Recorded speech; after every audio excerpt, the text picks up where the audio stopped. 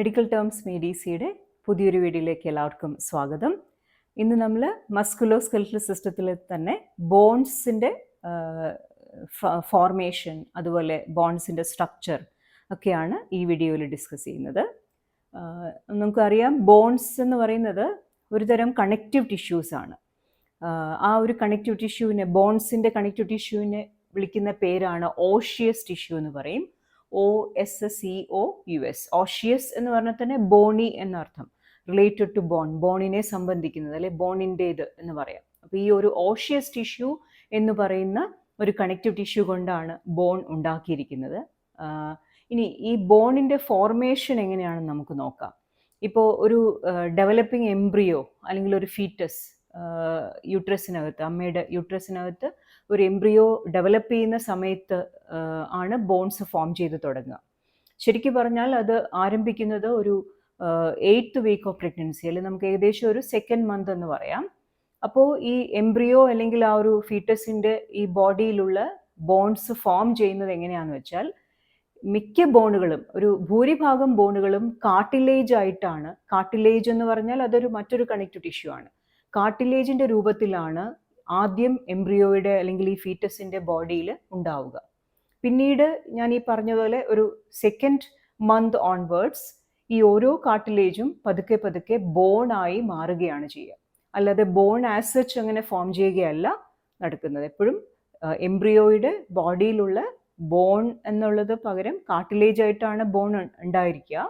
പിന്നീട് ഈ കാർട്ടിലേജിന് ഒരു ട്രാൻസ്ഫോർമേഷൻ സംഭവിച്ചാണ് ഈ കാർട്ടിലേജ് ബോണായി മാറുക. അതിന് നമ്മൾ ഓസിഫിക്കേഷൻ എന്നൊരു പേരാണ് ഉപയോഗിക്കുക. എന്താണ് ഓസിഫിക്കേഷൻ?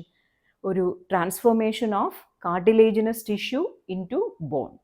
അപ്പോൾ ഈ ഓസിഫിക്കേഷൻ ഈ എംബ്രിയോയുടെ ബോഡിയിൽ നടക്കുമ്പോൾ ഓരോരോ കാർട്ടിലേജും ഓരോ ബോണായിട്ട് ഡെവലപ്പ് ചെയ്യുന്നത്, അത് പല സമയങ്ങളിലാണ്. ഞാനിപ്പോൾ പറഞ്ഞ പോലെ ഓസിഫിക്കേഷൻ സ്റ്റാർട്ട് ചെയ്യുന്നത് ശരിക്കും ഈ 2nd മന്ത് ഓഫ് പ്രഗ്നൻസി തൊട്ടായിരിക്കും. അതെങ്ങനെ തുടർന്ന് ഈവൻ ആഫ്റ്റർ ബർത്തും അതുപോലെ ഇതിങ്ങനെ കണ്ടിന്യൂ ചെയ്ത് നമ്മൾക്ക് ഏകദേശം ഒരു 20, 24, 25 ഇയേഴ്സ് ആകുന്നത് വരെയും ഈ കാർട്ടിലേജ് ബോണായി മാറുന്ന ആ ഒരു ഓസിഫിക്കേഷൻ പ്രോസസ്സ് കണ്ടിന്യൂ ചെയ്യും.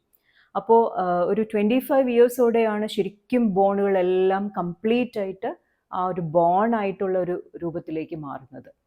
അപ്പോൾ അങ്ങനെ അത്രയും നീണ്ട ഒരു പ്രോസസ്സാണ് ഓസിഫിക്കേഷൻ എന്ന് പറയും. നമുക്ക് തന്നെ അറിയാമല്ലോ, ഇപ്പോൾ ബോൺസ് നമ്മൾ ജനിക്കുന്ന സമയത്ത് ബോൺസിൻ്റെ എണ്ണം കൂടുതലാണ്. പിന്നീടാണ് പല ബോണുകളും ഓസിഫൈ ചെയ്യുകയും പല ബോണുകളും തമ്മിൽ കൂടിച്ചേർന്ന് ഒറ്റ ബോണുകളായി മാറുന്നതും ഒക്കെ കൊണ്ടാണ് നമ്മൾ ഒരു അഡൾട്ട് ആവുമ്പോഴേക്കും നമ്മുടെ ബോൺസിൻ്റെ എണ്ണം 206 ഒക്കെ ആവുക. അപ്പോൾ തുടക്കത്തിൽ അത് ഒരു 260 മേളിലുണ്ടാവും, 260 മേലെ. ബട്ട് അത് പിന്നീട് ഓസിഫൈ ചെയ്ത് കഴിയുമ്പോൾ ബോണുകൾ കൂടിച്ചേരുന്നത് കൊണ്ട് അവരുടെ നമ്പർ കുറയുന്നു. അങ്ങനൊരു നമുക്കറിയാമല്ലോ, 206 നോർമലി ബോൺസിൻ്റെ നമ്പർ ഒരു അഡൾട്ടിൽ. ഓക്കെ, അപ്പോൾ ആ ഒരു പ്രോസസ്സിൻ്റെ പേര് വളരെ ഇമ്പോർട്ടൻ്റ് ആണ്, ഈ കാർട്ടിലേജിൻ്റെ ഒരു ട്രാൻസ്ഫോർമേഷൻ ഇൻ ടു ബോൺ. അപ്പോൾ എല്ലാ ബോണുകളും, എല്ലാം എന്ന് പറയാൻ പറ്റില്ല, but majority of bones in our body ഉണ്ടാകുന്നത് എങ്ങനെയാണ്? കാർട്ടിലേജിന് രൂപമാറ്റം വന്ന് ബോണായി മാറുന്നു. ഈ പ്രോസസ്സിനെയാണ് നമ്മൾ ഓസിഫിക്കേഷൻ എന്ന് പറയുക. ഇനി നമുക്ക് ഞാൻ നേരത്തെ പറഞ്ഞ പോലെ ബോൺ ഒരു കണക്റ്റീവ് ടിഷ്യൂ ആണെന്ന് പറഞ്ഞല്ലോ. അപ്പോൾ അതിൻ്റെ പേരും പറഞ്ഞു, ഓഷിയസ് ടിഷ്യൂ, അല്ലേ? എന്തൊക്കെയാണ് ഈ ഓഷിയസ് ടിഷ്യൂ എന്ന് പറയുന്ന കണക്റ്റീവ് ടിഷ്യൂവിൽ ഉള്ളതെന്ന് നോക്കാം. എല്ലാ കണക്റ്റീവ് ടിഷ്യൂസിനും ഒരു പ്രത്യേകതയുള്ളത് എന്താണെന്ന് വെച്ചാൽ, നമുക്കറിയാം ടിഷ്യൂസിൻ്റെ കമ്പോണൻറ്റുകൾ ആരാണ്? സെല്ലുകളാണ്. ഒരേ തരം സെൽസ് കൂടി ചേർന്നാലാണ് ഒരു ടിഷ്യൂ ആവുക. അപ്പോൾ ഈ കണക്റ്റീവ് ടിഷ്യൂസിന് ഒരു പ്രത്യേകതയുള്ളത്, അവിടെ സെല്ലുകളുടെ നമ്പർ പൊതുവെ കുറവായിരിക്കും. നേരെ മറിച്ച് സെല്ലുകളുടെ ഇടയ്ക്കുള്ളൊരു മാട്രിക്സ് എന്ന് പറയും നമ്മൾ, ഒരു മീഡിയം.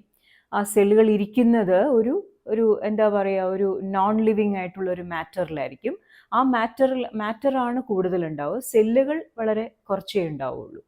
അപ്പോൾ നമ്മുടെ ഈ ഓഷിയസ് ടിഷ്യൂ എന്ന് പറയുന്ന കണക്റ്റീവ് ടിഷ്യൂവിലും ഇങ്ങനെ തന്നെയാണ്. മറ്റ് കണക്റ്റീവ് ടിഷ്യൂകളെ പോലെ തന്നെ സെല്ലുകൾ കമ്പാരിറ്റീവ്ലി കുറവാണ്, മറ്റ് ടിഷ്യൂസിനെ വെച്ച് നോക്കുമ്പോൾ കുറവാണ്. എന്നാൽ അതിനിടയ്ക്കുള്ള ഈ മാട്രിക്സ് ആണ് കൂടുതൽ.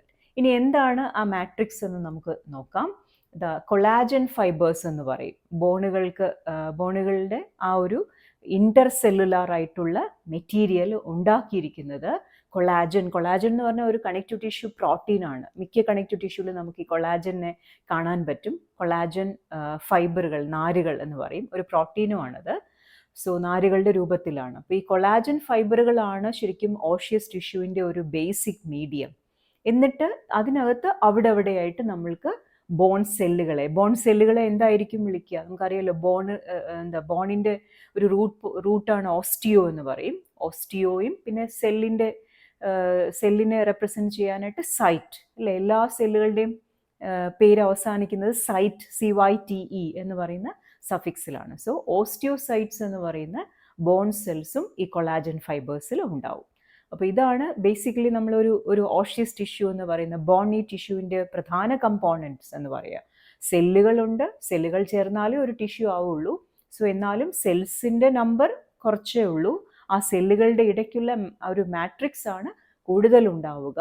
ആ മാട്രിക്സ് എന്തുകൊണ്ടാണ് ഉണ്ടാക്കിയിരിക്കുന്നത്? കൊളാജൻ എന്ന് പറയുന്ന ഒരു കണക്റ്റീവ് ടിഷ്യൂ പ്രോട്ടീൻ ഫൈബറുകൾ കൊണ്ടാണ് ഉണ്ടാക്കിയിരിക്കുക. മാത്രവുമല്ല, ഇനി മറ്റൊരു കമ്പോണൻറ്റ് കൂടി ഓഷ്യസ് ടിഷ്യൂവിലുണ്ട്, സെല്ലുകളെയും കൊളാജൻ മാട്രിക്സിനെയും കൂടാതെ. അതാണ് നമ്മൾ കാൽഷ്യം സോൾട്ട് എന്ന് പറയും. നമ്മൾ ഈ പറഞ്ഞ പോലെ സെല്ലുകളുടെ ഇടയ്ക്ക് ഉള്ള മാട്രിക്സ് ആണ് കൊളാജൻ. അപ്പോൾ ആ കൊളാജൻ മാട്രിക്സിൽ തന്നെ നമുക്ക് അവിടെയായിട്ട് കാൽഷ്യം സോൾട്ടുകൾ, പ്രധാനമായിട്ടും കാൽഷ്യം ഫോസ്ഫേറ്റ്, കാൽഷ്യം കാർബണേറ്റ്, ഇങ്ങനെയൊക്കെയുള്ള സോൾട്ടുകൾ കൊണ്ട് നിറഞ്ഞിട്ടുണ്ടാവും ഈ മാട്രിക്സ്. അപ്പോൾ അതുകൊണ്ടാണ് ബോണിന് അതിൻ്റെ ഒരു പ്രത്യേക രീതിയിലുള്ള ഒരു ഹാർഡ്നെസ്, അതിന് അത്രയും സ്ട്രെങ്തും ഒക്കെ കിട്ടുന്നത് ഈ കാൽഷ്യത്തിൻ്റെ ഡിപ്പോസിഷൻ കൊണ്ടാണ്. ശരിക്കും പറഞ്ഞാൽ ഈ കൊളാജനും ഈ നമ്മുടെ കാൽഷ്യം സോൾട്ടുകളുമാണ് ബോണിനെ ബോൺ ആക്കുന്നത് നമുക്ക് പറയാം. അതായത് ഈ കാൽഷ്യം സോൾട്ട്സ് ഇല്ലായിരുന്നെങ്കിൽ ബോണിന് അതിൻ്റെ ഒരു സ്ട്രെങ്ത് കിട്ടില്ലായിരുന്നു, ഒരു ഹാർഡ്നെസ്, അല്ലേ? അല്ലെങ്കിൽ അതിങ്ങനെ പൊടിഞ്ഞു പോകുമായിരുന്നു കാൽഷ്യം സോൾട്ട്. നമുക്കറിയാമല്ലോ, ഓസ്റ്റിയോപോറോസിസ് ഒക്കെ വരുന്ന പോലെ. എന്നാൽ ഇനിയിപ്പോൾ കൊളാജൻ ഇല്ലായിരുന്നെങ്കിൽ ബോണിന് വേണ്ടത്ര ഒരു ഫ്ലെക്സിബിലിറ്റിയും കിട്ടില്ലായിരുന്നു. അപ്പോൾ ഇത് രണ്ടും വേണം, ഫ്ലെക്സിബിലിറ്റിയും വേണം അത്യാവശ്യം, എന്നാൽ ആവശ്യമുള്ള സ്ട്രെങ്തും വേണം. ഇത് രണ്ടും പ്രൊവൈഡ് ചെയ്യുന്നവരാണ് ഈ കൊളാജൻ മാട്രിക്സും അതേപോലെ ആ കൊളാജൻ മാട്രിക്സിൽ തന്നെ കാണുന്ന കാൽഷ്യം സോൾട്ടുകൾ. അപ്പോൾ അവരെ നമ്മൾ ഇൻ്റർ സെല്ലുലാർ എന്നാണ് വിളിക്കുക, കാരണം ഓസ്റ്റിയോസൈറ്റുകളുടെ ഇടയ്ക്കാണ് ഈ കാൽഷ്യം സോൾട്ടുകൾ ഉള്ളത്. അപ്പോൾ ഇത് മൂന്നും ചേരുന്നതാണ്. ഓക്കെ, സെൽസ് ഉണ്ട്, പിന്നെ മാട്രിക്സ് ഉണ്ട്, ആ മാട്രിക്സിൽ തന്നെ കാൽഷ്യം സോൾട്ടുകളുമുണ്ട്. ഓക്കെ, അപ്പോൾ ഇതൊക്കെ നടന്നിട്ടാണ് ശരിക്കും ഒരു കാർട്ടിലേജ് ബോൺ ആയിട്ട് മാറുക, ഇങ്ങനെയുള്ള ചേഞ്ചസ്, ഈ കാൽഷ്യം സോൾട്ടൊക്കെ ഡിപ്പോസിറ്റഡ് ആയിട്ട്. ഓക്കെ, അപ്പോൾ ഇനി നമുക്ക് ഒരു കാര്യം കൂടി നോക്കാം. നമ്മളിപ്പോൾ ഓൾറെഡി പറഞ്ഞല്ലോ, ഈ ഓഷ്യസ് ടിഷ്യൂവിലെ സെല്ലുകൾ എന്ന് പറഞ്ഞാൽ ആരാണ്? ഓസ്റ്റിയോസൈറ്റ്സ് ആണ്. ഞാനിവിടെ കാണിച്ചിട്ടുണ്ട് ഓസ്റ്റിയോസൈറ്റ്സ്. പക്ഷേ ശരിക്കും പറഞ്ഞാൽ നമുക്കൊരു ബോൺ എടുക്കുകയാണെങ്കിൽ, ഒരു ബോണിൻ്റെ മൈക്രോസ്കോപ്പി നോക്കുകയാണെങ്കിൽ ഓസ്റ്റിയോസൈറ്റുകളെ മാത്രമല്ല കാണുക, വേറെ ഒരു 3 ടൈപ്പ് ഓഫ് സെൽസിനെയും കൂടി നിങ്ങൾക്ക് കാണാം. ഇവിടെ osteogenic cells, osteoblast and osteoclast. ഇങ്ങനെ 3 തരം സെല്ലുകളെയും കൂടി നമ്മൾക്ക് കാണാം. ആരെ കൂടാതെ? ഓസ്റ്റിയോസൈറ്റ്സിനെ കൂടാതെ. ഓസ്റ്റിയോസൈറ്റ്സ് ആണ് ശരിക്കുള്ള ബോൺ സെല്ലുകൾ, മെച്യൂർ ആയിട്ടുള്ള ബോൺ സെൽസ് എന്ന് നമുക്ക് അവരെ വിളിക്കാം. ഓക്കെ, മറ്റുള്ള സെല്ലുകളും കൂടി നമുക്ക് എന്താണെന്ന് നോക്കാം. ഓസ്റ്റിയോജെനിക് സെൽസ്, ആ പേരിൽ തന്നെ ഉണ്ട് അതിൻ്റെ ക്ലൂ.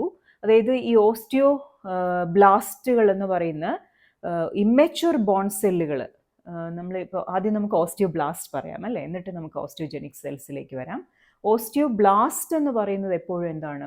ഓസ്റ്റിയോസൈറ്റുകളായി മാറുന്ന ഇമ്മെച്യൂർ സെൽസ് ആണ്.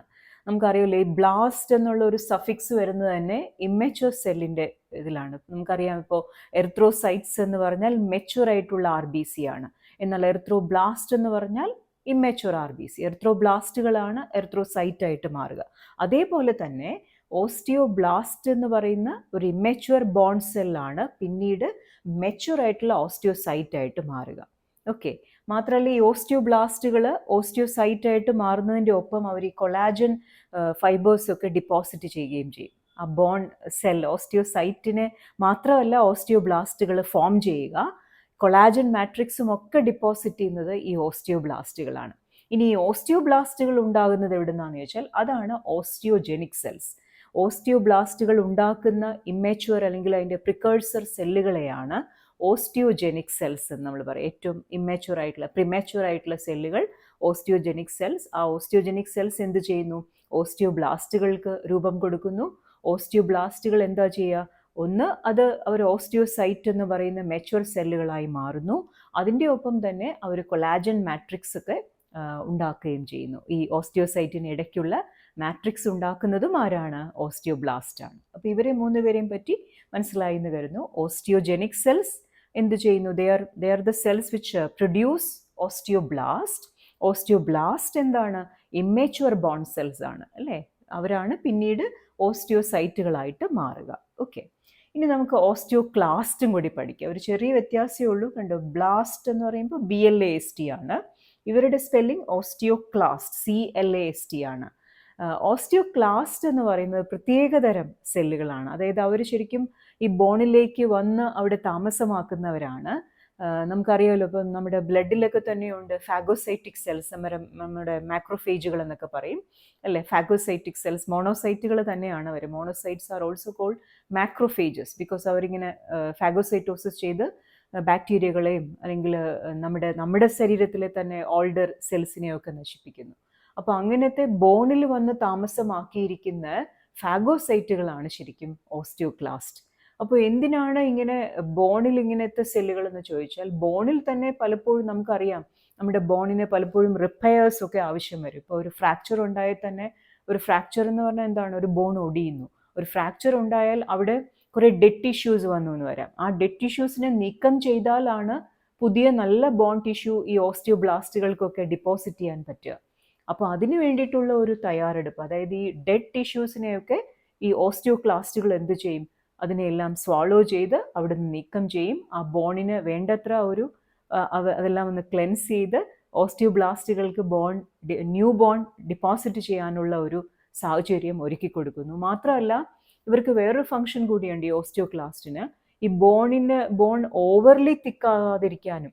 നമുക്കറിയില്ല, ഓസ്റ്റിയോബ്ലാസ്റ്റുകൾ ഇങ്ങനെ ബോൺ ഫോം ചെയ്തുകൊണ്ടിരുന്നാൽ അതും പ്രശ്നമാണ്. കാരണം ബോണുകൾക്കെല്ലാം നടുക്കൊരു ക്യാവിറ്റി ഉണ്ട്. നിങ്ങൾക്കറിയാം, മിക്കവാറും ലോങ് ബോൺസിനൊക്കെ പ്രത്യേകിച്ചും ഒരു മെഡുലറി ക്യാവിറ്റി. അപ്പോൾ ആ ക്യാവിറ്റിയൊക്കെ ഫൈനലി ഈ ബോൺ സെൽസ് വന്ന് ആഡ് ചെയ്ത് അതില്ലാതാവാനും പാടില്ല. ആ ക്യാവിറ്റിയുടെ ഒരു മെയിൻ്റനൻസും വളരെ ഇമ്പോർട്ടൻ്റ് ആണ്. അവിടെയും ആ ക്യാവിറ്റിയെ അതേപടി നിലനിർത്തുന്നത് ഓസ്റ്റിയോക്ലാസ്റ്റുകളാണ്. അതായത് അവിടെ ഇരുന്നു കൊണ്ട് ബോൺ ടിഷ്യൂവിനെ കുറേശ്ശെയായിട്ട് ഇവർ നശിപ്പിക്കുന്നു. എന്നാൽ അതേസമയം ഓസ്റ്റിയോബ്ലാസ്റ്റുകൾ ബോൺ ടിഷ്യൂവിനെ ആഡ് ചെയ്യുകയും ചെയ്യുന്നു. അപ്പോൾ ഇങ്ങനെയൊക്കെ ഒരു ബോണിൻ്റെ റിപ്പയറിനും അതിൻ്റെ മെയിൻ്റനൻസിനും ഒക്കെ വളരെ അത്യാവശ്യമുള്ള സെല്ലുകളാണ് ഓസ്റ്റിയോക്ലാസ്റ്റുകൾ. അപ്പോൾ ഇങ്ങനെ 4 തരം സെൽസാണ് നമ്മൾക്ക് ഒരു ബോണിൽ കാണാൻ പറ്റുക. ബോണിൻ്റെ കണക്റ്റീവ് ടിഷ്യൂവിൻ്റെ പേരാണ് നമ്മൾ നേരത്തെ പറഞ്ഞ പോലെ ഓഷ്യസ് ടിഷ്യൂ. ആൻഡ് ഓഷ്യസ് ടിഷ്യൂവിൽ എന്തൊക്കെയാണുള്ളത്? ഒരു കൊളാജൻ മാട്രിക്സ് ഉണ്ട്. And in that collagen matrix there are osteocytes. അതുകൂടാതെ ഈ മാട്രിക്സിൽ തന്നെ ഡിപ്പോസിറ്റഡ് ആയിട്ടുള്ള കാൽഷ്യം സോൾട്ടുകളും ഉണ്ടാവും. ഇത്രയും ചേരുന്നതാണ് ഓഷ്യസ് ടിഷ്യൂ. ആൻഡ് ഈ നമ്മളിപ്പോൾ ഓസ്റ്റിയോസൈറ്റ് എന്ന് പറഞ്ഞല്ലോ, ഓസ്റ്റിയോസൈറ്റ്സിനെ കൂടാതെയുള്ള ബോണിൽ കാണപ്പെടുന്ന മറ്റ് 3 സെല്ലുകളാണ് osteogenic cells, osteoblast and osteoclast. അപ്പോൾ ഇത്രയുമാണ് ബോണിൻ്റെ ഒരു ഫോർമേഷനെ പറ്റിയും അതിൻ്റെ ഒരു മൈക്രോസ്കോപ്പിയെ പറ്റിയും പറയാനുള്ളത്.